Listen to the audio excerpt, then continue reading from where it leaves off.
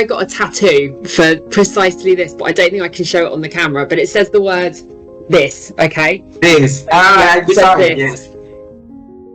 And the reason that I got that, even though I didn't tell anyone at the time because I was like, this sounds ridiculous, is I think we've just got to really lean into that. This is what we've got. This is our opportunity. This is our time. And take advantage of the opportunities that you've got. Recognize that this is our one go around the planet, and take it and do what you can with it, all simultaneously not being an a-hole. Catching yourself when you are reacting, and it doesn't happen overnight, but it's your brain is a muscle, treated like a muscle, and it's been fed all the information, and your body and your muscles create memory. And from anyone that does martial arts, they know that there's muscle memory. So over your lifetime, no matter what age you are, your body is collecting all this. So what you need to do is not learn, you need to unlearn. So you need to unlearn all the things that would have triggered you to react. And you need to practice and catch yourself. And instead of reacting, just go, hang on, I'm going to respond. And you won't get it right all the time. That's life. Life is a journey. Life is not meant to be all wonderful. Life is meant to be an experience. But it's what you do with that experience to see where you can improve your life and how things can be better. And would you rather react and run down the road screaming and shouting like a lunatic? Would you like to walk down the road with ease, going, I've got this and everything is okay? And doing that, you're taking that fear out of your mind. And it's like anxiety. Anxiety is in the body. It's not in the mind. So you need to move the body to get the away from anxiety. But you also need to, if something triggers you, example, if you have a negative, something happens to you, right? This is for the audience. If something happens to you, where do you see it? So do you see it is it a voice in your head that's going, this is really bad, oh my God, I don't know what to do? It's a voice in your head. It's up around here somewhere. And you have to kind of go, okay, that voice is screaming. Why don't I make that voice softer? And make it softer and softer and softer so it gets like a whisper that I can hardly hear it. And then grabbing it and not pulling it down to your heart and trying to see how would that feel if I can hardly hear that feeling, but bring a feeling that is opposite to it into my heart and let myself live by a feeling. So we need to, for wisdom, it's not about voice in your head. It's about going with your feelings. And if someone practices that mindfully every day, things just, micro, they'll get better and better and better and better.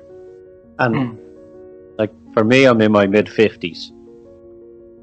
And I'm often asked, how do I feel? What is my life like? I'm content. Think about the thing that scares you the most. That scares you the most. and then go online and investigate it as deeply as possible. An example, is there life after death? There are thousands of near-death experiences out there that can't be coincidence. All right? It's like can't be coincidence, okay? Or, do miracles occur? Go online, do miracles occur, and you will find hundreds of instances of miracles. Now, if you insist that it's just a coincidence, you need to do more work, okay? But I would say take whatever scares you the most and dig into it as deeply as possible. Wow. And ultimately, you'll be able to not only handle it, but it'll become something that it'll become your friend. Okay?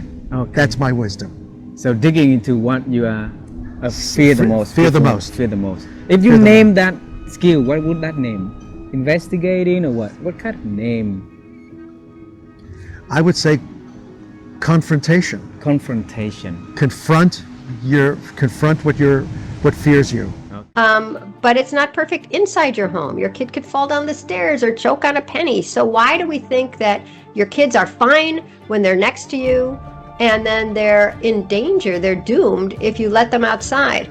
And the weird thing is that slowly things have been going worse for American kids as we've clamped down on their freedom, because over the decades, there's amazing stories about how much people used to roam around as kids and what was normal 1 generation ago, 2 generations ago, 3 generations ago. Forget it. It's like reading about, Benjamin Franklin. But even a generation ago, 6-year-olds were walking to school and going to the store, and now it's just unheard of. But as that freedom has gone down, their anxiety and depression have been going up. One of the things he talks about is when kids organize themselves into a game, they're making it happen, they're compromising, they're yelling, and all of this develops what he calls an internal locus of control. Who's in control of you? You are. You figured out what you want to do, you're arguing for what you want. Oh, you don't get your way, but you deal with it. All of that builds this sense that I can handle things, I'm a person in full. I guess it's just that all I do these days is talk, right? I mean, this is like what I'm doing with you is sort of my day, and then I'll write an article. As you know, I have a deadline. But really, the same thing that reporters have always done, which grows their mindset on a daily basis, is talk to somebody new, ask them a bunch of questions, go, wow, I didn't know about that, and then ask them some more. So for me, I read a lot of books, but I'd say the way I generally learn is just by talking to people and asking questions. And then I started and then I stopped. It's like I learned so many amazing things every day, like just weird facts and stuff, that I started putting like what I learned today. But I stopped that, so maybe I should start that again. I would say is, first of all, I'd sit on the ground with my knees like in a W, because that's how I always used to sit on the ground. And maybe I'd be looking down because I had never given a public speech before. And then I'd tell them the truth, which is I'm here because my mom told me, march to your own drummer. She just believed that I could do anything. I wasn't going to be sad or bad or unsuccessful just because I was a weirdo. I used to make sculptures out of toilet paper. I just did all sorts of strange things on my own. And that was the wind beneath my wings. And I'd say what you really want from the person or the people who love you the most is for them to believe in you. And that's the gift to give your kids. Believe in them. It's not all you. Believe in them. I guess it always boils down to just assume the best of everybody and connect.